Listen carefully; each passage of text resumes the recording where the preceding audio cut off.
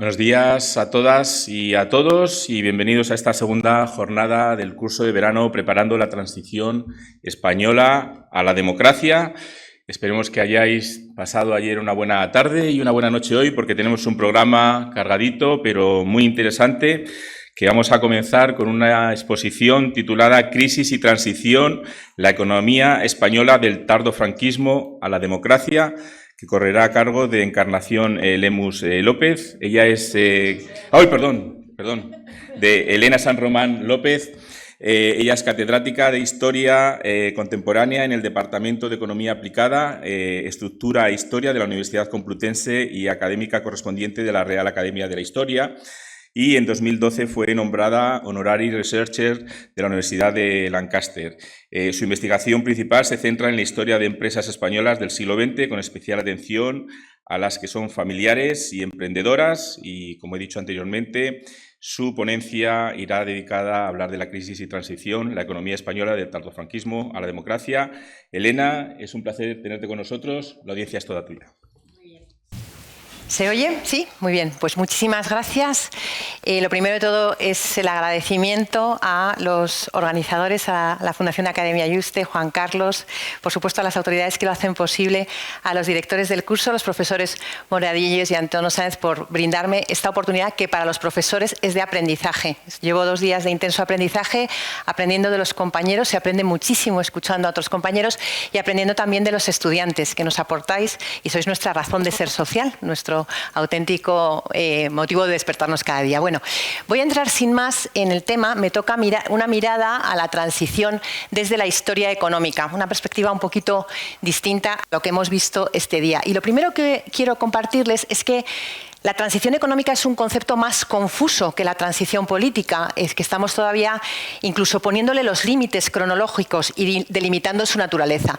Todavía tenemos una discusión, los historiadores económicos, poco matizada, porque la historia económica es una disciplina muy joven. Tenemos todavía vivos a los padres de la historia económica, algunos de los padres de la historia económica española, estoy pensando en el profesor Gabriel Tortella, por ejemplo. La historia económica es una disciplina joven, reciente, que empezó interesándose por la historia económica moderna de España. Nos ha costado tiempo saltar a la contemporánea. Cuando hemos llegado a la contemporánea nos ha preocupado al principio más el siglo XIX, las causas del atraso español, por qué llegamos más tarde que otros a la industrialización.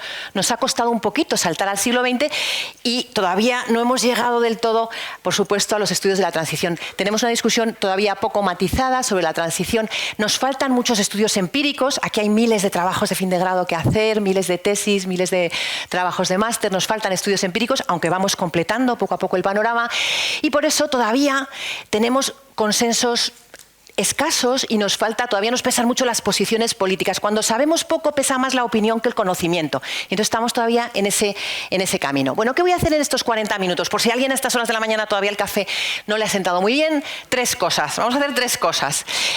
La primera es adentrarnos en ese concepto de transición económica, que quiero mostrarles como algo distinto a la transición política. La segunda cosa, que es la que nos va a ocupar más tiempo, es hacer un balance de situación. Ayer decía muy bien el profesor Moradiellos que transitar, ¿verdad?, es pasar de un lugar a otro, hacer un cambio. Por eso lo he organizado así, de dónde veníamos, ¿verdad?, económicamente, esta mirada es siempre desde la historia económica, a dónde llegamos y cómo hicimos el camino, cómo llegamos. Y en ese cómo hicimos el camino lo vamos a mirar desde 3 perspectivas. Desde la perspectiva de convergencia, ¿verdad? Esto le gusta mucho a mis compañeros economistas, facts and figures, qué pasó en términos macroeconómicos, pero en términos también cualitativos de libertad económica, que son muy importantes, y en términos de cómo se alcanza a través de políticas económicas, ¿sí? Y terminaré dedicándole los últimos 10 minutillos, quiero, a esta etapa vista desde la disputa historiográfica en la que estamos, que es muy interesante. Las conversaciones académicas son muy interesantes. El otro día, creo que fue el profesor Moradiellos, que me ha enseñado muchas cosas estos días, que decía que cuando todos piensan igual en un sitio es que alguien no está pensando. Me encantó la frase, ¿no? Bueno, pues efectivamente, como estamos pensando sobre la transición, pues pensamos distinto, desde miradas distintas, y me gustaría compartirles. Muy bien, pues arrancamos. El concepto de transición, de economía en transición, de transición económica. Les decía que quizá lo primero que les sorprenda a ustedes, que la mayoría, además, ayer anduve preguntando, tienen backs que vienen más de historia o de política. La transición económica es un concepto un poquito diferente que la transición política. Digamos que hay como tres, no sé si se ve las letras, he puesto unas letras muy pequeñas, pero no importa, yo se lo cuento. Hay tres conceptos de transición económica. El primero de ellos, digamos que el más tradicional, es el que se adapta a la cronología política y diríamos que entiende la transición como lo que le sucede a la economía española mientras que estamos haciendo la transición política. Sin más, el devenir de la economía española, diríamos que ocupa los gobiernos últimos de Franco e incluso los primeros, por supuesto, de la OCDE hasta el primero del PSOE, y que analiza cómo se adapta la economía a la transición. Este sería, digamos, el concepto clásico de transición económica. Pero en los últimos años hemos dado un segundo paso, que es un concepto más evolutivo de la transición. Preferimos, los historiadores económicos, mirar la transición como un proceso más gradual, más largo en el tiempo, que puede ir desde el 59 incluso hasta el 92 con la entrada de la Unión Monetaria. Interpreta que es un ciclo de larga duración la transición económica, es un ciclo que describe cómo el capitalismo español se va transformando gradualmente, incluso en los tiempos de la dictadura ya empieza esa transformación, y que subraya sobre todo el aspecto evolutivo de la sociedad española hacia formas más compatibles con la democracia. Esta sería la segunda acepción de transición económica. La tercera, que es mi prefe, adelanto, es una acepción que asume la evolucionista, o sea, mira la transición como algo de largo plazo, pero le añade un matiz institucionalista, mirando el enorme papel que tienen las instituciones en el proceso de transición, entendiendo la transición. Y aquí viene una definición que me parece que nos puede ayudar, la transición económica. Siempre que hable de transición, como soy historiadora económica, me perdonáis y ya lo asumimos así, la transición como el cambio de las reglas del juego. Entendidas las reglas del juego como las definió Douglass North, Premio Nobel de Economía, padre de los neoinstitucionalistas, ¿verdad? Las reglas del juego de las que nos dotamos. Entonces, la transición sería un cambio de las reglas del juego económicas por las que España deja unas reglas del juego, ahora lo vamos a ver, más, digamos, en las que eran más venían de un régimen autoritario y había poco espacio para las libertades, y vamos adoptando, transitamos, ese es el cambio, hacia otras que amplían los márgenes de decisión, ¿verdad? Y que en esta transformación es muy amplia, porque las reglas del juego, las instituciones, en el sentido North de la palabra, no se imaginen ustedes instituciones, el Banco de España, no, las instituciones son todas las reglas del juego, o sea, abarca regulación, gobernanza, derechos de propiedad, relaciones laborales, fiscalidad. Es una mirada muy ancha, muy bonita, ¿no? Y le da una centralidad al papel de las instituciones en orientar, limitar y facilitar la acción económica, ¿no? Tiene esta mirada que a mí me parece especialmente iluminadora de la transición, poniendo el foco. Puede haber otras miradas igualmente válidas, pero es muy bonito poner el foco porque juega un papel esencial el cambio en las reglas del juego. Bueno, pues nos vamos a quedar con esta visión, ¿no?, de que hay distintas formas de entender la transición económica, y nos vamos a quedar con esta posible mirada de largo plazo, aunque yo jugaré a lo largo de mi presentación con ellas. Bueno, entonces voy muy bien y, bueno, no sé si voy muy bien, pero vamos a lo segundo, ¿verdad? Recuerdan tres cosas. La primera era definir, para saber de qué hablamos. La segunda, este balance de situación. ¿Qué pasó a ser diferente? ¿Qué transitó? ¿Qué transito? Bueno, pues como les decía, para ver lo que transitó habría que ver de dónde veníamos, a dónde llegamos y cómo llegamos. Entonces, ¿de dónde veníamos? Pues veníamos... Fíjense ustedes, veníamos de, económicamente hablando, de unos años 40 de autarquía e intervencionismo, son las dos palabras que definen mejor a los 40. Veníamos de un decenio bisagra en los 50, utilizando la expresión del profesor García Delgado, en el que se había iniciado un tímido aperturismo, ¿verdad?, de la mano del cambio de escenario, la geopolítica, la Guerra Fría, el amigo americano, ¿verdad?, que se acerca a nosotros. Los años 50 habían sido una atenuación del intervencionismo y se había adoptado una senda de crecimiento que era la industrialización por sustitución de importaciones, que era una senda que no tenía salida porque nos llevaba a un gasto tremendo, a un déficit brutal que se financiaba inflacionariamente aumentando la masa monetaria, en fin, no había salida. Y en el 57 teníamos una España económicamente en una vía sin retorno, sin salida, ¿no?, al borde de la quiebra. Y entonces, en el año 59, ¿verdad?, desde que con el bienio preestabilizador, ¿verdad?, se pone en marcha ese cambio de las reglas del juego. Por eso decimos que a los historiadores económicos nos gusta entender la transición como un proceso muy largo que empieza con el plan de estabilización. Tenemos ahí, qué porra de, perdónenme, he puesto unas letras diminutas que no se leen nada, pero bueno, vemos ahí las fotos de Alberto Ullastres, de Mariano Rubio y sobre todo del profesor Sardá, ¿verdad?, que fue clave Morade, el técnico que estuvo detrás de los planes de estabilización. ¿Qué supusieron los planes de estabilización? Pues dos cosas.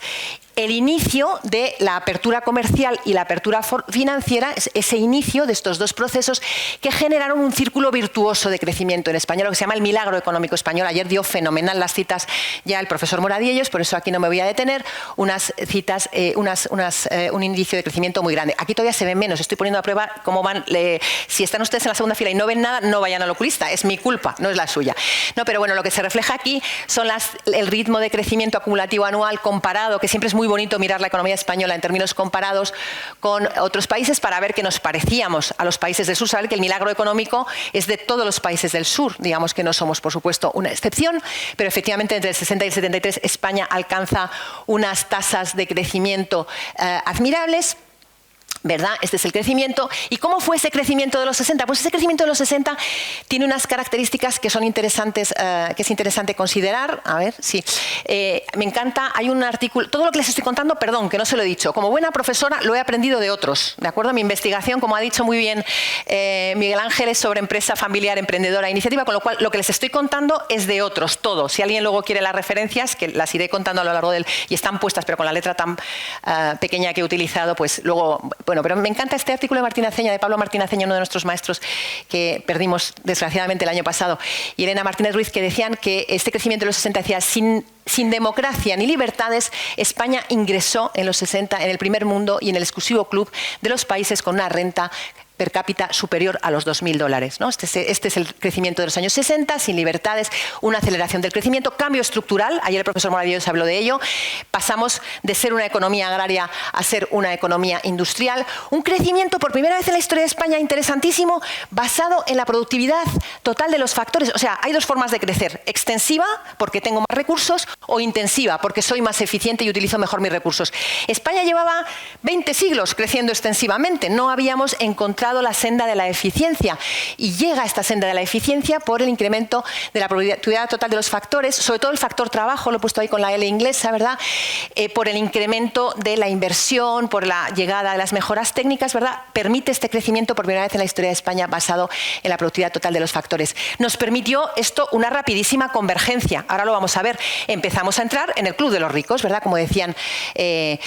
El impulso fundamental de estos años 60 lo da la industria. Por fin nos industrializamos. España llega al 73 siendo el octavo productor de automóviles del mundo. Una cosa que si nos lo hubieran contado a principios de siglo no nos lo hubiéramos creído, ¿no? Y con una crisis de la agricultura tradicional, ¿verdad? Un cambio absoluto, expansión de la economía de servicios, ¿verdad? Y en un marco, estamos en los 60, por tanto sin libertades, sin democracia, etcétera, en un marco que todavía es de una política económica, como vamos a ver, indicativa, regulada, ¿vale?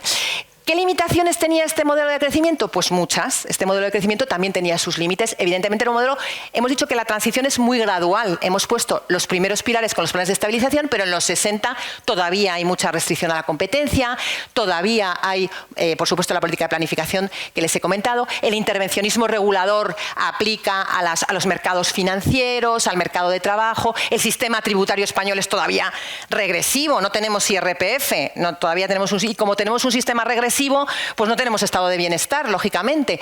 Hay muchas deficiencias y tenemos un permanente déficit comercial que nos ayuda a equilibrar las remesas de nuestros queridos emigrantes, ¿verdad? Esa España que fue emigrante, cuánto que recordar, que no olvidar, ¿verdad? Y con la inversión extranjera, ¿no? Bueno, pues estos son los límites del crecimiento y con esto ya sabemos de dónde venimos, cómo se empezó a hacer y a dónde llegamos. Bueno, pues lo curioso de España es que somos unos expertos en hacer transiciones políticas a la vez que la situación económica internacional no puede ser más difícil de lo que es. Nos pasó en el 29 y nos pasa de nuevo en el 75. Porque ¿a dónde llegamos? Pues llegamos a una economía internacional en una de las mayores crisis, ¿verdad?, de la historia. Y no es baladí, ¿verdad? La recesión internacional, ustedes saben muy bien, y normalmente se hace referencia a los dos shocks del petróleo, 73 y 79, cierran el grifo los países de la OPEP, pero saben que la recesión internacional en realidad empezó antes. Año 71, Nixon suspende la convertibilidad del dólar, ahí es cuando empieza la crisis del 73, cuando está mandando el primer mensaje de que Bretton Woods ha muerto y que no nos vale este sistema. Bueno, entonces resulta que llegamos a una crisis inflacionaria, estanflacionaria, desconocida, porque nosotros habíamos aprendido algo de cómo lidiar crisis en las que lo que se hundía eran los precios. En el 29 aprendimos algo de esto, de cómo lidiar, pero estamos en un escenario que es el opuesto y no sabemos tanto de cómo lidiar en un escenario completamente distinto. Bueno, encima, en este panorama de crisis, tenemos una variable nuevísima. No se ve nada porque he puesto un mapa surrealista, diminuto, pero intuyen ustedes que tenemos ahí a los tigres asiáticos. De repente tenemos una nueva variable en esta crisis internacional, que son 4 tigres asiáticos, ¿verdad? Corea del Sur, Taiwán, Hong Kong, Singapur, que entran y que nos empiezan a llamar a Europa la primera llamada de alarma de una competencia que nos va a costar asumir, ¿no? Bueno, y con un sector público sobredimensionado, no solo nosotros, casi todos los países europeos, este es el panorama internacional, ¿verdad? Este panorama internacional, siempre, no miren a España, nunca, España no es not so different, ¿verdad? No somos tan distintos, estamos atravesando esta les voy haciendo alguna foto, yo les paso luego la presentación entera, que no todo lo mío es de ustedes, vamos, compartido si a alguien le puede valer de algo. España, Grecia y Portugal están atravesando esta situación en circunstancias similares, los tres con una enorme dependencia del exterior, especializados en la producción de bienes intensivos, en la energía que se está haciendo cara, en el petróleo, y además los tres intentando transiciones políticas, ¿no? Es muy interesante la perspectiva comparada. Bueno, ¿y cómo llegamos? ¿Cómo hicimos este tránsito? ¿Sí? ¿Se dan cuenta de la magnitud? Les estoy convenciendo de la magnitud del tránsito. ¿Cómo lo hicimos? Pues vamos a mirarlo desde, ¿se acuerdan? 3 perspectivas: convergencia, libertades y política económica. Desde la perspectiva de la convergencia, este gráfico sí que me interesa que lo intuyan, porque es el PIB per cápita de España expresado en porcentaje del PIB de los ricos. Es decir, ¿cuánto porcentaje teníamos? Entonces, fíjense. No me puedo salir, ¿no? De las 2 columnas, no me puedo salir. Fíjense, a ver, pero tampoco se ve el láser, no importa. Pero al principio es el 59, el origen del gráfico es el 59, y ahí teníamos el 55% de la renta de los más ricos, ¿verdad? Y cuando llegamos al 75 tenemos el 80% de la renta de los más ricos. Es decir, hemos recortado casi 30 puntos, ¿verdad? En términos de convergencia a raíz de los planes de estabilización. Por eso merece mucho la pena entender la transición como un ciclo de largo plazo, porque si nos quedamos solo con la transición política, que es la que tienen con un circulito, parecería que en términos de convergencia lo hemos hecho fatal, porque solo se vería esa caída que tiene que ver, evidentemente, con los puntos que se pierden durante la crisis internacional. Lo hicimos, tuvimos muchas dificultades y eso nos hace perder renta con respecto a los demás. Fíjense que en el 85, que es el final de este gráfico, hemos perdido 10 puntos de convergencia respecto a los más ricos, ¿no? Bueno, lo hicimos, digamos que en términos también, seguimos dando facts and figures, en términos de inflación también tuvimos más inflación que los demás. Las barritas grises que ustedes no ven es la comparativa de inflación con los países de la OCDE. Entonces, todos teníamos inflación, todos teníamos el petróleo caro, pero algunos lidiábamos peor con la inflación que otros, en términos comparativos, ¿verdad? En términos de desempleo, otra de nuestras características, se convierte en una característica a partir de aquí estructural de España. También tenemos una tasa de desempleo mayor que otros países, ¿verdad? Alcanzamos el 22% en 1985 todavía. Un desempleo que se ve agudizado por el efecto demográfico del retorno de los emigrantes, por la rigidez del mercado laboral español, por el déficit educativo, importantísimo nuestro déficit educativo.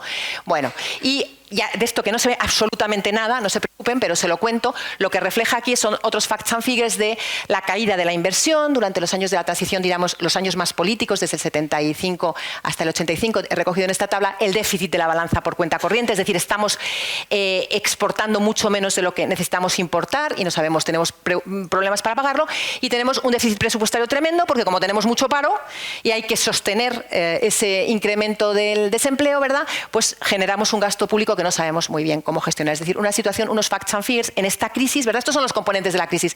Nosotros, la crisis del 73 la vivimos como una crisis industrial, nos habíamos conseguido industrializar, ¿verdad? Nos habíamos conseguido industrializar y entramos en crisis, esa industria entra en crisis, esto provoca un círculo, si antes había sido un círculo virtuoso, ahora tenemos un círculo vicioso de paro masivo y crisis bancaria. Porque en España La crisis industrial es evidente. ¿Por qué? Hemos hablado de la competencia de los nuevos países, no vamos a poder competir con ellos. Nos falta especialización industrial. Estamos especializados en industrias de tecnología muy poco sofisticada, ¿verdad? Y entonces esto nos va a lastrar enormemente. Y además, nuestra industria se ha nutrido normalmente del mercado interior. Es verdad que hemos sido la octava potencia, nos hemos convertido en la octava potencia exportadora de automóviles, pero la mayoría de nuestro producto industrial se vende en España. Se aprovecha de esa España más rica, que tiene más demanda, ¿de acuerdo? Y por eso la crisis industrial la vivimos con gravedad, ¿no? Y es una crisis que se agudiza por el aumento de los precios del petróleo, por el encarecimiento de la mano de obra o por el encarecimiento del capital. Ahí pueden ver cómo se aplana, de esto ya hemos hablado y voy a pasar. Y es una crisis que es además crisis bancaria, ¿verdad? ¿Por qué? Porque en España, como ustedes saben, industria y banca están profundamente vinculadas, ¿verdad? Y entonces, en los años de la transición política, entre el 25 y el 30% de los bancos, especialmente los pequeñillos, ¿verdad?, precisaron ayuda, ¿no? Afectó a bancos como el Urquijo, la banca catalana, etcétera. Muy bien. Bueno, entonces hemos mirado ya el balance en términos de facts and figures, cómo hicimos esta transición económica, pero los facts and figures serían fundamentales para mis compañeros economistas, ¿verdad? Que si no ven los números se ponen muy nerviosos, pero nosotros que somos mayoritariamente historiadores, estoy encantada de estar en este foro porque significa que los porqués y los cómo nos preocupan tanto como los cuántos, y la suma de los tres es la que hace la maravilla, ¿verdad? Pues en términos de libertad económica, y aquí me da la rabia que no se vea muy bien la pantalla porque se lo voy a leer, ¿de acuerdo?, para que lo vean. Este es un gráfico maravilloso que hizo Leandro Prados de la Escosura, que en el eje de las IES lo que tiene es la convergencia, es decir, cómo estábamos de renta respecto a los más ricos, ¿vale? Y en el eje de las X, en el eje horizontal, lo que tiene es la libertad económica, cómo vamos avanzando. Y entonces lo que ha hecho en este gráfico Leandro Prados es ir mostrando cómo avanza la economía española en tiempos, en fechas, en términos de convergencia y en términos de libertad. Entonces, si perciben algo, que creo que no se percibe mucho y como no me puedo mover, no se lo puedo señalar, digamos que entre el 59 y el 75 son esos 4 puntos que suben, ¿sí? ¿Me siguen los 4 puntos que suben? Porque lo que se logra entre el 59 y el 75 es una convergencia en términos de macroeconómicos, en términos de riqueza. Tenemos cada vez una renta más parecida al resto, que es lo que ayer explicaba muy bien el profesor Moradiellos, que ese crecimiento de renta hace que a la altura del 70, casi en lo único que somos distintos es que no tenemos una democracia. Y por tanto, es muy interesante ver cómo esta transición económica, que es previa, que empieza antes, que arranca más despacio, va alimentando la transición política. Y creo que no se pueden separar las dos. Entonces, ¿han visto los 4 puntitos? ¿Sí? ¿Me siguen los 4 puntitos? A ver, ¿todo el mundo despierto? Los 4 puntitos. Ahí. Muy bien. Entonces, hemos aumentado en términos de convergencia hasta el 75, pero ven que ese ascenso es prácticamente una línea recta. Es decir, que en términos de libertad, pues no hemos avanzado nada. Lo que decía Martín Aceña, entramos en el club de los ricos, sin democracia y sin libertades. Entonces, ¿cuál es el logro? Y ahí hay una primera fase, yo veo ahí una primera fase de la transición económica sin democracia. ¿Cuál es la fase que más me gusta? Que más les gusta seguramente también a todos ustedes. La segunda, qué interesante, cuando de repente ven que las fechas empiezan a desplazarse a la derecha por el eje de las X. Es decir, cuando empieza la transición política, España empieza a avanzar en esas libertades económicas, ¿verdad? Y ven que las 3 fechas que llegan hasta el 89, España no estamos convergiendo tanto, porque además estamos en plena crisis económica internacional y hemos visto que nos costó muchísimo, pero estamos avanzando en libertad, estamos construyendo el marco del cambio de las reglas del juego al que aludía al inicio, ¿verdad? Y luego hay el precioso salto, no me resisto a señalarlo, del 85 al 90, es ese salto, ¿verdad? Cuánto bien nos ha hecho Europa, Dios mío, no vamos a cansarnos de repetirlo, que nos permite saltar en convergencia y nos permite desplazarnos a la derecha en libertades. Es como el gran hito que termina por incorporarnos a la economía internacional. Bueno, seguimos hablando de estos indicadores cualitativos de libertad. Esto es del artículo fantástico del libro de Economías en Transición de Joseba de la Torre y Mar Rubio, súper recomendable lectura, y recoge esta tabla del Instituto Fraser. El Instituto Fraser hizo un estudio con unos indicadores, ¿verdad?, de libertad económica y puso unas notas. Todo esto es lógicamente discutible, pero está muy bien, ¿verdad? Medir está muy bien y tener unos KPIs de libertad económica no está nada mal.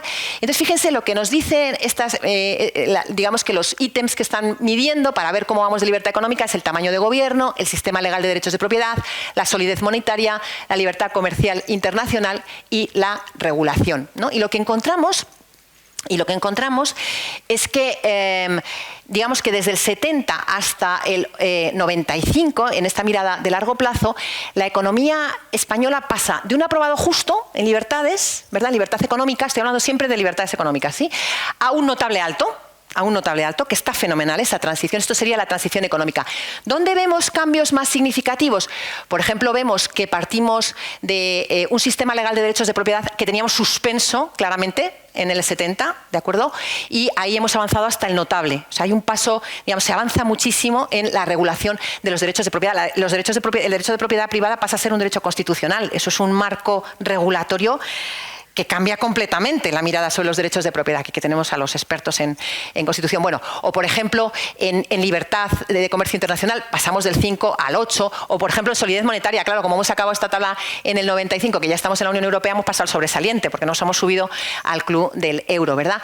Quizá el dato que pueda despistarles más es el de tamaño de gobierno, que sale ahí con un 7 en el 70, sale con un 7 en el 70 porque es que el gobierno tenía un tamaño, no existía estado de bienestar, entonces era muy fácil, cuando tienes algo muy pequeño es mejor, es verdad, cuando hay menos temas que preparar para el examen es mejor sacar nota que cuando tienes más temas para el examen. Pues esto es un poco parecido. Muy bien. Seguimos hablando. Fíjense, este gráfico es precioso. Nuevamente, siento muchísimo haber sido tan torpe y ponerlo todo tan pequeño. Es, digamos, lo mismo que antes, un índice, un gráfico de evolución de libertad histórica, pero en el largo plazo, que ha hecho el profesor Prados de la Escosura. Entonces, lo que nos enseña, ¿por qué nos viene muy bien? Nos viene muy bien porque, fíjense, ahí sí que ven las fechas, ¿verdad? 1979-89, que es cuando... ¿Para qué nos sirve? Para darnos cuenta de que España alcanza unos índices de libertad histórica en la transición de los que ya habíamos disfrutado a principios de siglo. Y esto es muy interesante no olvidarse. Es decir, que España, antes de la Primera Guerra Mundial, había gozado de índices de libertad económica similares. Nos tardamos muchísimo en recuperarlo. ¿Por qué les digo esto? Porque cuando perdemos, cuando tratamos mal las instituciones y nos cargamos cosas, ¿verdad?, recuperarlas es muy difícil y requiere mucho esfuerzo y muchísimo tiempo. Por eso hay que tentarse muy bien la ropa antes de hacer cosas que hagan daño a nuestras instituciones, ¿verdad? Entonces teníamos unos índices de libertad económica a principios de siglo que tardamos en recuperar muchísimos años. Fíjense que ahí el gran salto adelante es del 79 al 89, es la subidita última, y lo recuperamos en el 89. Lo mismo, esta es la tasa de apertura, es otro indicador buenísimo de libertad. La tasa de apertura económica es un indicador que nos encanta a los estudiadores económicos, que mide exportaciones más importaciones partido por el PIB. ¿Qué refleja eso?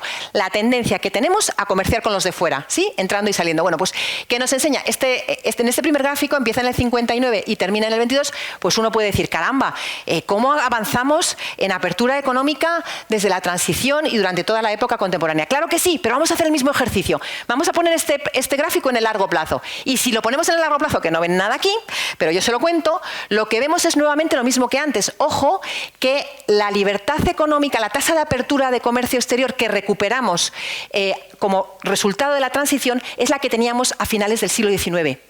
La que cuando empieza el arancel Figuerola, 1868, empieza España y a finales del 19 llegamos con una tasa de apertura que perdimos, ¿verdad?, con el nacionalismo exacerbado que empieza en el siglo XX y que nos cierra al exterior. Bueno, muy interesante. Esta es otra medición, esta es una medición muy personal y esta sí que es mía, de un indicador que yo creo que es enormemente sugerente de cómo hemos logrado la libertad económica, que es resultado de un trabajo que hice con mis doctorandos, me lo pasé pipa el año pasado, analizando el impacto de la diplomacia económica sobre el crecimiento económico de España. ¿Y qué es lo que encontramos? He puesto aquí una figura de Su Majestad el Rey Juan Carlos porque le debemos una acción diplomática no solo política. ¿De repente se me ha dejado de oír? No. La política, pues la conocemos mejor o han oído ustedes más hablar de ella, pero la diplomacia económica del rey Juan Carlos fue importantísima para la incorporación de España a los circuitos internacionales. He hecho con mis doctorandos, yo no sé sumar, soy de letras, pero tengo unos doctorandos listísimos, somos lo mejor de la vida académica, son los doctorandos, que me han ayudado a hacer una cosa muy bonita, que es un modelo de gravedad del comercio. Es un modelo que nos permite ponerle un número a la diplomacia económica y entender cuánto del crecimiento de las exportaciones españolas, qué porcentaje se puede explicar por los viajes de Su Majestad al exterior. Y ese número es un 5%, que es muchísimo, es muchísimo. O sea, la diplomacia económica se convierte en una variable explicativa que no habíamos tenido tan en cuenta y que es muy relevante. Bueno, a ver, bien, esto... todavía se ve menos, o sea, estoy consiguiendo superarme a mí misma, es simplemente porque refleja, es un gráfico muy bonito que refleja los flujos de inversión directa extranjera española, el dinero que entra y el que sale, y lo que se ve, que no se ve, ¿verdad?, es que hay una línea discontinua que marca precisamente que durante la transición, ¿verdad?, España es capaz de empezar a atraer, de hacerse creíble y empezar a atraer ese capital extranjero, y esto nos permite luego, la raya que sí que ven, que es la línea continua, es que nos dotó de la capacidad de salir fuera. Tenemos unas empresas, unos empresarios súper competitivos que son capaces de salir fuera, que son capaces de invertir fuera y que, bueno, pues que han dado muchas alegrías y que tienen mucho que ver con el crecimiento económico español desde la transición hasta la actualidad. Bueno, ¿se acuerdan? Facts and figures en términos de libertad económica, y llegamos, muy bien, me quedan 2 minutos para llegar a la parte de historiográfica, que es que no me quiero perder, a la política económica. ¿Cómo se hizo este camino en términos de política económica? Voy a ir rápido porque aquí les voy a contar cosas que todos ustedes saben. Voy a seguir la mirada clásica del profesor Fuentes Quintana. ¿Qué hicimos? ¿Cómo hicimos? ¿Qué medidas se toman en la transición política para hacer esta transición económica? Bueno, pues lo que sabemos es que se empieza cuando llegamos a la crisis del 73, ¿verdad?, pues en un momento crítico, con Franco vivo pero medio muerto, ¿verdad?, lo primero que se hace es intentar que no se note la crisis, ¿no? Y entonces eso son las medidas compensatorias, es decir, que el gobierno empezó a subvencionar el petróleo para que no se notara para que no se complicara más la cosa. Ya teníamos bastante con Franco moribundo como para meternos en el lío de repercutir a los ciudadanos españoles el precio de la subida del petróleo, pues lo subvencionamos. Y esto hizo que España es la línea de arriba. Nos comportamos completamente distinto a todos los demás. Todos los demás, ¿qué hicieron? Hombre, si el petróleo está más caro, pues lo normal es consumir menos petróleo, pero nosotros, como si el petróleo está más caro lo subvencionamos, pues empezamos a consumir más petróleo. Y de hecho hubo durante bastante tiempo, un par de años, que incluso empresas extranjeras se trasladan a España porque el petróleo está subvencionado, ¿sí? Muy bien, es la etapa de las medidas compensatorias que llega hasta abril de 75. En abril de 75 la cosa está tan mal, porque ya se imaginan la factura de esto es tremenda, la cosa está tan mal que se decide hacer algo, ¿verdad? Y entonces se pone, digamos que hasta entre abril y diciembre del 75 más o menos, una etapa de medidas restrictivas. Vamos a hacer algo, aunque no lo podamos hacer todo, aunque todavía estemos en este momento de indecisión política, que no sabemos qué va a pasar, cuándo se va a morir Franco, etcétera, vamos a hacer algo. Y entonces se ponen en marcha algunas medidas clásicas en contextos inflacionarios, como son, pues, intentar contener el gasto público, una política monetaria un poquito contractiva. ¿Cuál es el resultado de estas medidas? Pues que como hay muy poquito margen político y se puede hacer poquito, pues el resultado es escaso, ¿verdad? El resultado es escaso, la inflación sigue desbocada y la recesión empezaba a notarse. Esto ya. Entonces, ¿qué sucede? Pues lo que sucede es que aunque la recesión empieza a notarse, no podemos todavía hacer nada porque el marco político todavía dificulta muchísimo. Entonces, Fuentes Quintana habla de las medidas permisivas entre enero del 76 y julio del 77. Es decir, hasta que no tenemos las primeras elecciones democráticas y un gobierno democrático, vamos como los cangrejos hacia atrás, volvemos otra vez a un marco de mayor subvención, de aumentos salariales, de déficit públicos crecientes, de política monetaria más laxa, es decir, vamos hacia atrás un poquito como los cangrejos, porque la situación no permitía margen para muchas gracias mayores. ¿Cuál fue el resultado? Pues se lo pueden imaginar, desastroso, la inflación por encima del 20%, un crecimiento estancado, las reservas de divisas en caídas libres, etc. Y por fin llegamos al marco democrático. Y es en el marco democrático, ¿verdad?, cuando damos el paso a la política pactada. La política pactada, que es muy importante porque nos permite hacer las dos cosas que eran necesarias, los ajustes, ¿verdad?, que son una cosa más coyuntural, más cortoplacista, y las reformas, que son de más largo plazo. Me refiero a la reforma tributaria, a la reforma fiscal. Por fin España, reforma del 77, ¿verdad?, de la mano del profesor Fuentes Quintana, introdujimos el IRPF, nos metemos en el club de la normalización de los impuestos, ¿verdad?, de la retribución progresiva, con gasto público, y se toman decisiones, por ejemplo, el apoyo al tejido empresarial, también se toman determinadas decisiones. Esta es la política pactada, los pactos de la Moncloa, de los que ustedes saben seguramente tantas cosas como yo, no me voy a detener aquí. El resultado sí es muy interesante porque se logra estabilizar la economía, ¿verdad?, con ese acuerdo que permite frenar los salarios, entre otras cosas, ¿verdad?, esa es probablemente la medida de ajuste más llamativa, esa contención salarial pactada, ¿verdad?, de España, y desde luego lo que está claro es que fueron claves para consolidar la democracia y para estabilizar España. Bueno, Pues hasta aquí este dibujo de balance de situación y me quedan 8 minutos, 8:30, 8:29, para contarles, les he intentado contar cómo vemos los historiadores económicos la definición de transición, ¿verdad?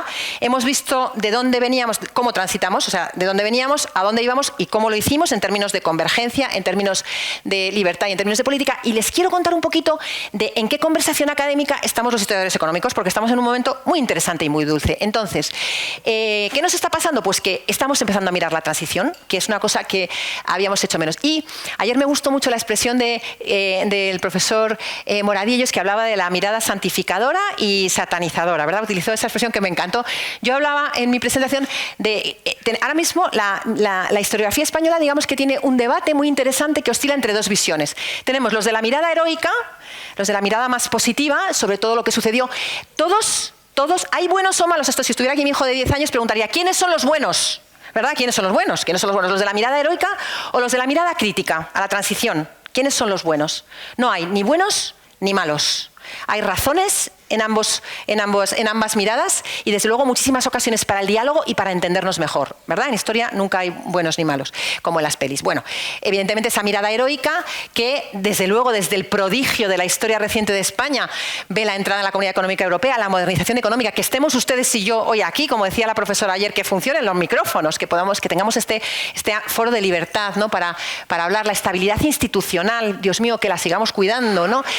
Y la mirada crítica, los que dicen sí, pero, lógicamente, no es menos importante el paro estructural, son ustedes jóvenes, 1 de cada 4 jóvenes de este país tiene dificultades para encontrar trabajo, la desigualdad creciente, la desindustrialización, otro de los grandes debates, o el problema de la vivienda, en fin, ¿no? Bueno, estas son las dos miradas. Vamos a entender cómo se construyen las miradas históricas. A mí esto me parece que es muy interesante, ¿no? ¿Por qué llegamos a tener narrativas históricas, ¿no? Bueno, la mirada heroica, la mirada positiva, la empezaron a construir los protagonistas, lógicamente, los que hicieron la transición. Tenemos ahí a una generación de economistas espectaculares, ¿verdad? Enrique Fuentes Quintana a la izquierda, en el centro Luis Ángel Rojo, el profesor Juan Velarde Fuertes, economistas, son la primera generación saben que las facultades de economía españolas son jovencísimas, la primera es la mía, la más antigua, la Complutense, año 44 empiezan los primeros estudios de economía propiamente, o sea que esta es la primera generación de economistas, ¿verdad? Que han hecho la transición, algunos han ocupado puestos en el régimen franquista, transitan a la democracia con legitimidad técnica y son los que empiezan a construir esta narrativa, ¿verdad? Esta tabla, obvio, son algunos más de los protagonistas. Si a alguien le interesa, porque son gente muy interesante, luego les paso todo, mi escaso saber. Tienen un diagnóstico compartido. Todos estos de la mirada positiva tienen un diagnóstico compartido, que es que la transición se construye como un éxito político-técnico ante una crisis estructural gravísima y un entorno político incierto. Esto sería como la narrativa que se genera ahí, y tienen esa narrativa de responsabilidad, pragmatismo y consenso, ¿verdad? Centrada en los pactos de la Moncloa. No les falta ninguna razón. En este diagnóstico compartido, pues luego cada uno pone más acentos. Lógicamente, Fuentes Quintana, ¿en qué pone acento? En el consenso, es el que lo construyó, pues ¿cómo no lo va a poner? O el profesor Luis Ángel Rojo ponía su acento en la importancia que tuvo el control monetario. Pues claro que sí, la ortodoxia macroeconómica que nos permitió luchar contra la inflación. O, por ejemplo, he traído aquí la figura de Oliart y de su secretario de Estado, Eduardo Punset, porque ellos, como desde industria, ¿verdad?, ponían más la mirada en decir, ojo, y ahí ya estaban levantando una pequeña mano, que hemos tomado decisiones que van a tener repercusiones sobre el futuro industrial de España, ¿no? O sea, que cada uno, dentro de esta mirada muy positiva, ya vemos que hay diferencias, opiniones, consensos o acentos, ¿verdad? Muy bien. Pero hay una mirada crítica también, decíamos. Esa mirada crítica, fíjense que les he puesto ahí, desde el 77 al 85, son los años, diríamos, de la primera mirada crítica. O sea, a la vez que se está construyendo la transición, ya hay voces que se levantan y que dicen, sí, pero, ¿verdad? Siempre hay sí, pero, ¿verdad? Nada es blanco-negro, siempre hay limitaciones, ¿verdad? En todo lo humano. Entonces, tenemos aquí la segunda generación de economistas, Julio Segura, José Luis García Delgado, que son discípulos de la primera, adoran a sus maestros, tienen una relación fantástica con ellos, pero como es un régimen, digamos, como en la academia somos libres, pensamos y pensamos distinto, porque si no es que no estamos pensando, ¿verdad? Pues ellos empiezan a levantar las voces y a decir, sí, pero quizá la reforma se podía haber hecho, la reforma estructural tenía que haber sido más profunda. Empiezan a ver cosas, ¿no? A ver pegas en las decisiones. Yo he agrupado esta mirada crítica. los nombres me los he inventado yo, les he llamado a mi maestro, José Luis García Delgado, que es uno de mis maestros, crítica, no sé si estaría muy de acuerdo conmigo en esto, pero bueno, lo discutiríamos, crítica estructuralista y reformista. Por ejemplo, una crítica más profunda fue la que se plasmó en Cuadernos de Ruedo Ibérico, la crítica marxista y ecologista, Martínez Alier, Naredo, levantando la mano e introduciendo la primera crítica ecológica temprana, de caramba, ¿dónde vamos con este subvencionar el petróleo durante tanto tiempo? Criticaban los pactos de la Moncloa como regresivos, porque es verdad que se le pidió a todo el pueblo español asumir el coste de la crisis, ¿no? Críticas que podríamos clasificar también desde dentro. Por ejemplo, José Vicente Sevilla, que era un técnico del equipo económico y publicó este libro interesantísimo en el que rechazaba la ortodoxia. Decía que era, más que rechazar la ortodoxia, decía, ojo, no es el único camino. No es el único camino. O sea, había otras cosas que podían haber salido o no, o lo que sea, pero que es cierto que había otros caminos, ¿no? Por ejemplo, pues decía cosas discutibles o no, pero decía, no, quizá hubiera sido mejor dejar que los salarios subieran y que cerrasen las empresas ineficientes. Bueno, pues es una opinión, ¿verdad? O una mirada distinta, ¿no? O la crítica, les decía, ¿no? Eduardo Punset, quizás una de las críticas que a mí me parece más interesante, porque criticó mucho la insensibilidad ante la crisis industrial, ¿no? O sea, que acusó mucho a Fuentes Quintana de subestimar lo que iba a ser el empleo, y en esto sí que fue visionario, el tema del empleo, que ha sido muy grave para España. Bueno, esto es la mirada crítica. ¿Por qué les he puesto que la mirada crítica, digamos que empieza, y les he puesto del 77 al 85? Porque en el 85 entramos en la Comunidad Económica Europea. Y eso, digamos que determina mucho que la mirada crítica baje de volumen, ¿verdad? Y que digamos que la narrativa positiva alce su volumen. Porque es que del 85 al 2007 España ha vivido la página más brillante de su historia económica, ¿verdad? Y entonces cuando las cosas nos han ido muy bien, dices, hombre, pues tan mal, no lo debieron hacer, porque las cosas han ido hasta 2007, ¿verdad? Parecía que estábamos en esa senda de crecimiento. Entonces, de esa divulgación, de hecho, por ejemplo, he puesto aquí al profesor García Delgado porque es uno de los mayores divulgadores, ¿verdad? Habiendo sido el crítico en algunas cosas a partir del 85, pues es uno de los mayores divulgadores de esta mirada, de esta narrativa positiva de la transición. Como no ven nada, fenomenal, porque así se lo resumo en un minuto. Y esto es que esa mirada, digamos, esta mirada positiva, se ha ido enriqueciendo con otros tipos de trabajos y otros tipos de estudio. Se ha enriquecido, por supuesto, las primeras miradas integradoras, los libros de García Delgado o de Hernández Andreu, que por primera vez miraban de una forma completa la historia económica de la transición, desde esa narrativa más positiva. Estudios, se ha ido enriqueciendo con estudios sectoriales, ¿no? Sabemos más ahora de la fiscalidad y de la reforma fiscal de Fuentes Quintana, o de la liberalización bancaria, o por ejemplo, hemos enriquecido con nuevas perspectivas internacionales, qué papel, por supuesto, sobre la adhesión de España a la Comunidad Económica Europea, o sobre el papel del capital extranjero. Yo misma he hecho ahí mis pequeñas aportaciones. Y esto es muy simplista y no es real, pero nos ayuda a entenderlo. ¿Cómo estamos hoy? Porque me quedan 50 segundos. Pues hoy estamos en un punto en el que la conversación está muy animada, la conversación académica está muy animada, y seguimos teniendo como los dos bloques, ¿no? A mí me hace gracia porque no son todos los que están, hay muchos más, pero me hace gracia porque Navarra es un foco de conversación muy importante sobre la transición. Entonces tenemos en la Universidad Pública de Navarra, están Joseba de la Torre y Mar Rubio, que están revisando de una manera más crítica y tienen este libro de economías en transición, y en la privada de Navarra, ¿verdad?, está Pablo López, que sabe muchísimo de transición porque tiene unos archivos muy buenos allí, y que junto a la Universidad de Valladolid trabajan, digamos, desde una perspectiva más conciliadora, más de reconocimiento del pragmatismo, más pegada a la narrativa más positiva. Pero es muy interesante porque tenemos estos dos, ¿no?, los más críticos o los menos críticos o los más positivos, pero de este diálogo yo creo que pueden salir y que van a salir grandes resultados. Bueno, voy terminando. ¿Qué pienso yo? Para decir algo, una palabra mía final sobre estas miradas, bueno, lo que pienso es que la transición requiere, en cualquier caso, no es ni buenos ni malos, ni narrativas, ni tal. Requiere tres elementos. Todo el que se vaya a acercar al estudio de la transición, Pablo, que está terminando ya su tesis, ¿verdad?, requiere tres cosas acercarse a la transición. Primero, tener en cuenta el contexto internacional. Importantísimo. No podemos entender la transición sin la crisis energética, la inflación global, los tigres asiáticos, esas variables. O sea, intentar explicar sin esas variables nos lleva por el camino equivocado. Importantísimo. Segundo, tampoco podemos perder de vista la herencia del tardofranquismo. tampoco podemos perder de vista eso, que es fundamental para entendernos, ¿verdad? Y tercero, tampoco podemos perder de vista la fragilidad institucional y social del momento. Yo en esto me acuerdo mucho del conde de Romanones, que decía que los españoles somos muy dados, y utilizando un símil muy taurino, somos muy dados a estar viendo los toros desde la barrera y a decirle al torero: cobarde, cobarde, arrímese usted al toro, arrímese usted al toro. ¿No? Esto es muy español, ¿no?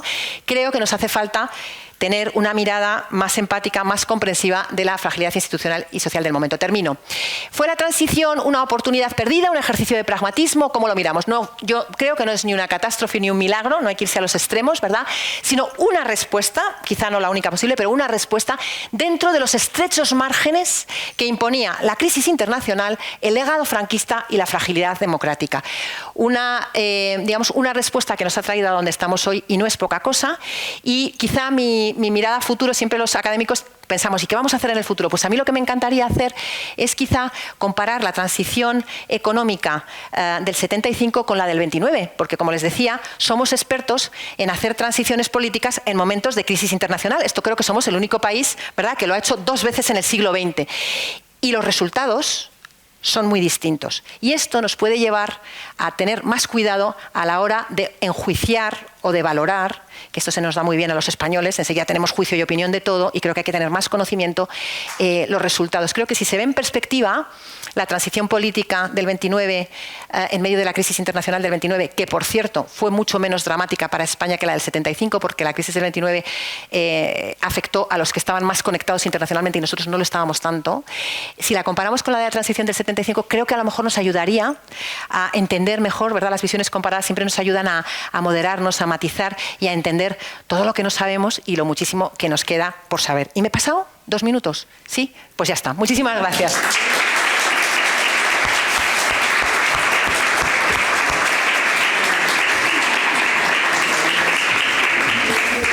Muchísimas gracias, profesora San Román, querida Elena, por esta magnífica exposición que, bueno, la verdad que el poder contar en 40 minutos un espacio y un tema tan complejo creo que es para quitarse el sombrero, ¿no? Sin duda nos has hecho un recorrido en el que yo me quedo con una figura que has presentado, ¿no? Y acompañada de una frase que creo bastante importante, ¿no?, sobre la necesidad de cuidar las instituciones, ¿no?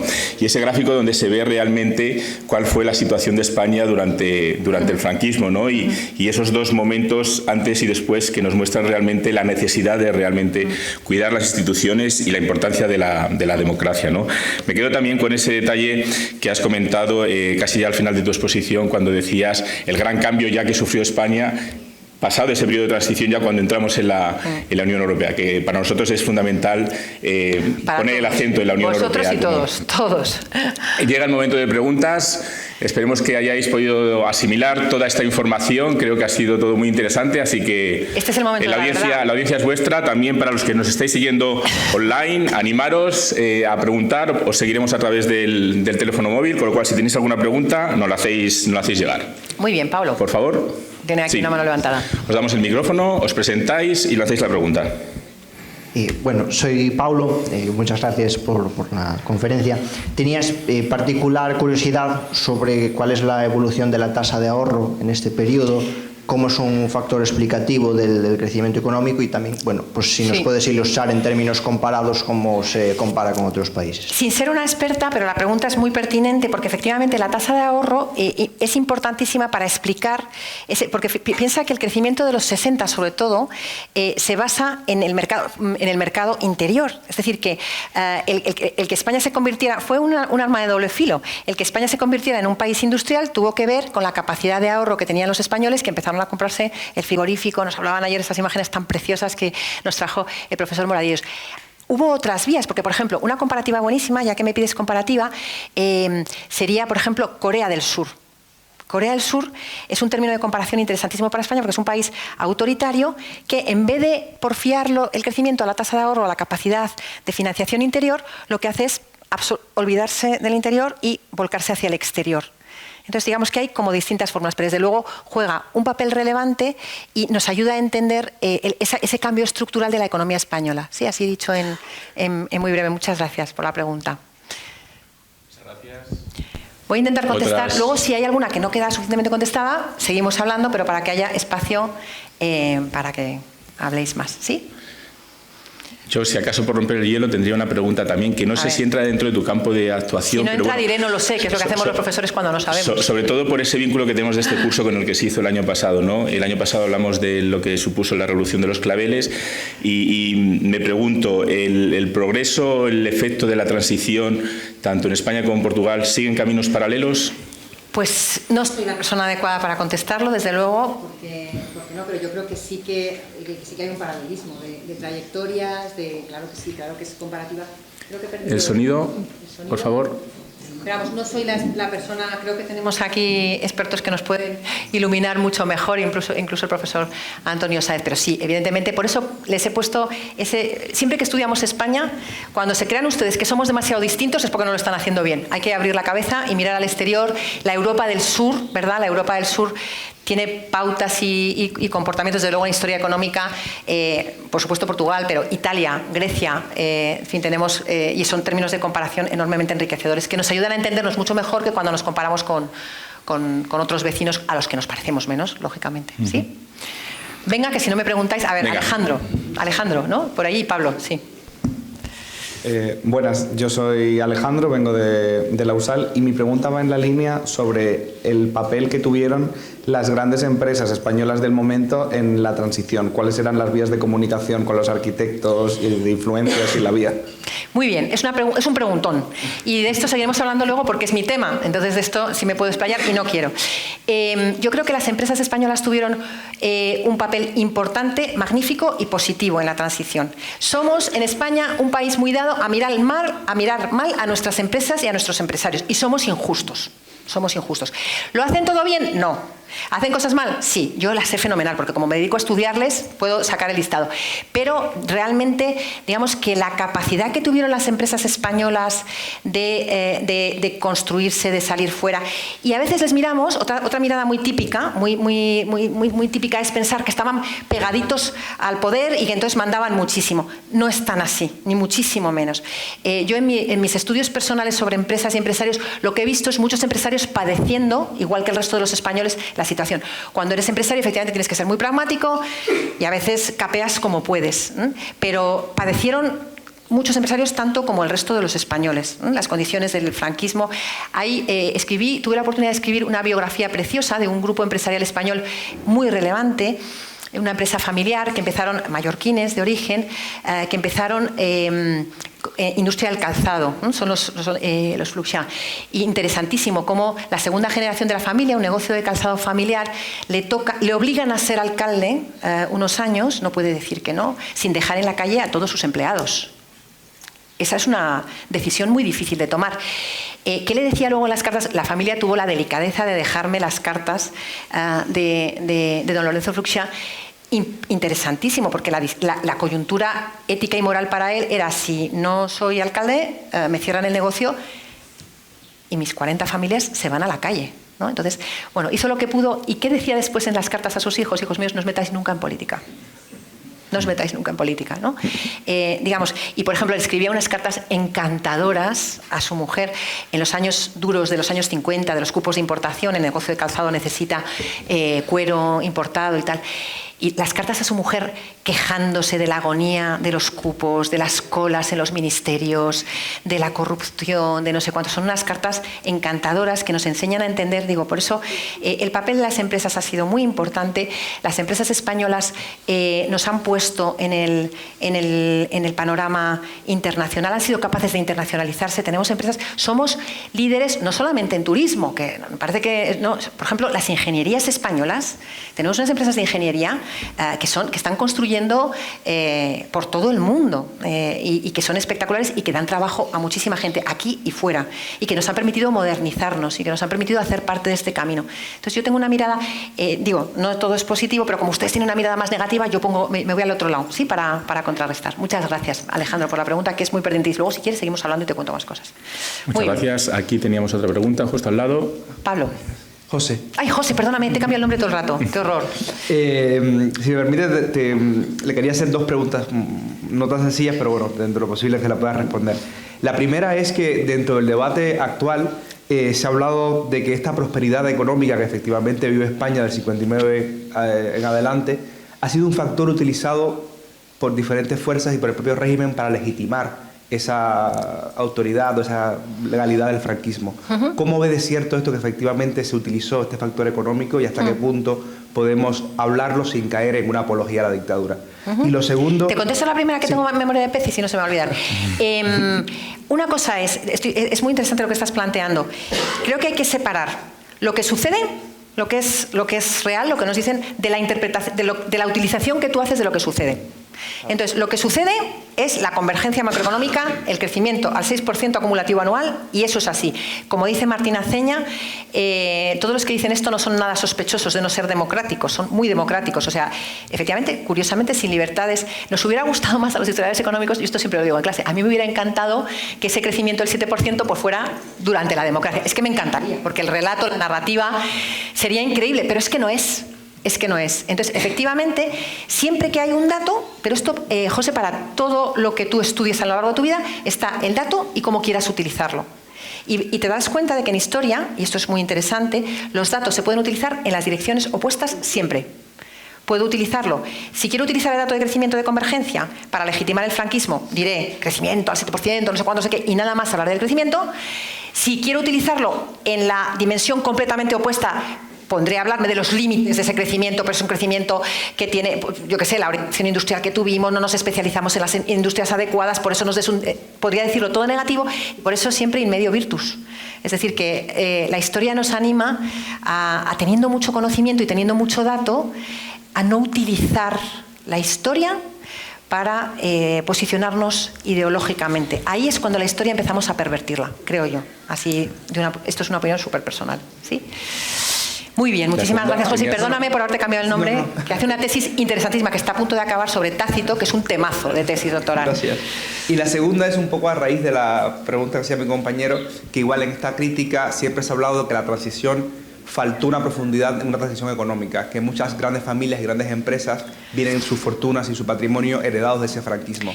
¿Hasta qué punto esto fue cierto y qué a su juicio se pudo hacer? Claro, el tema este también es muy interesante, porque ¿cuál sería? Digamos que somos muy buenos, los historiadores económicos, somos unos genios planteando contrafactuales. ¿Qué es un contrafactual? Un contrafactual es una situación que no sucedió y decir, lo que teníamos que haber hecho es que las empresas se destruyeran y que porque las empresas venían del franquismo, claro que venían del franquismo, entonces tenía que haberse destruido y tenía que haber cambiado y tal. Arrímese usted al toro. Arrímese usted al toro. O sea, somos muy buenos diciéndole a otro, arrímese usted al toro. O sea, yo creo que, digamos que efectivamente muchas de esas fortunas eran anteriores. O sea, por ejemplo, les he puesto el ejemplo de los Fluxà, su fortuna no venía del franquismo.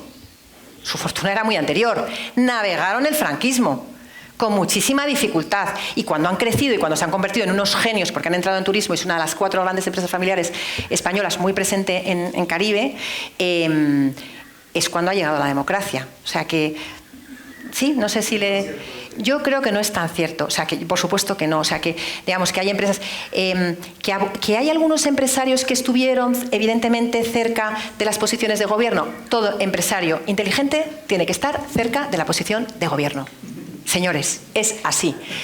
Es así. Y además por eso, cuando ustedes, yo que me dedico a hacer biografías de empresarios, me fascina, no podría ser empresaria, claro, porque a mí se me ve el plumero muy rápido.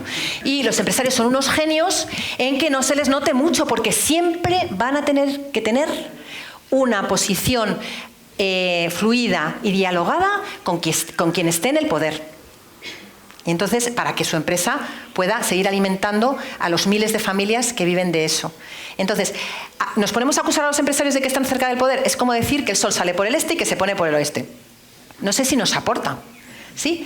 Creo que tenemos que cambiar de verdad la mirada sobre porque claro, ¿qué nos pasa entonces? Que como miramos tan mal a las empresas y a los empresarios, este es un país en el que hay muy poco emprendimiento. ¿Quién quiere ser emprendedor? Y claro, esto nos dificulta mucho el crecimiento económico, porque emprender es algo muy bueno, estrellarse es algo muy bueno. Yo he conocido de todo, o sea, hay que decir que, no sé, como conocen ustedes muchas historias malas, pero les puedo contar muchas historias buenas, ¿no? De empresas y empresarios que hacen cosas magníficas, magníficas. Y creo de verdad, honestamente, que les miramos de una forma muy injusta, muy injusta, muy injusta. Y tienen un papel de estabilidad para este país, de estabilidad, de trabajos, de salarios, etcétera, que no les reconocemos lo suficiente. Decía Galdós que el principal defecto de los españoles es la envidia. Y yo creo que Galdós tenía un poco de razón. Nos cuesta ver a otros, nos cuesta ver a los triunfadores, porque ¿no? Desde nuestra posición creo que tenía un punto de razón. Sí. Muy bien. Bueno, pues el tiempo se nos ha agotado, Muchísimas lamentablemente. gracias a mi fila de ayer. Es que me senté en su fila, en la fila de ellos, tengo que decirlo y reconocerlo, y les pedí, oye, mañana, por favor, tendré los ojos fijos en vosotros y como un solo hombre. O sea, que les doy las gracias. El gran éxito de esta conferencia han sido José, Paulo, Alejandro, Arnau. De verdad que hemos empezado con mucha energía la mañana. Agradecer, por supuesto, a la profesora San Román su exposición, a vosotros por vuestra participación. Es bueno ya desde primera hora contar con vuestras dudas, vuestras opiniones. También me quedo con dos frases de esta parte del debate: el peligro de utilizar la historia para los fines políticos y luego una que dijiste al principio que me pareció bastante significativa: si todos pensamos lo mismo es porque alguien no está pensando, que es del profesor Enrique Moradillos. Muchísimas gracias y pasamos a la siguiente intervención. Gracias a vosotros. Muchas gracias.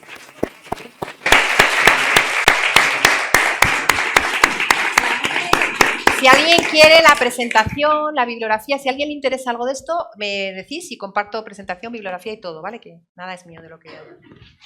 Y a partir de nada estará también todo en nuestro canal YouTube. Esto es fenomenal. Me voy a quitar esto.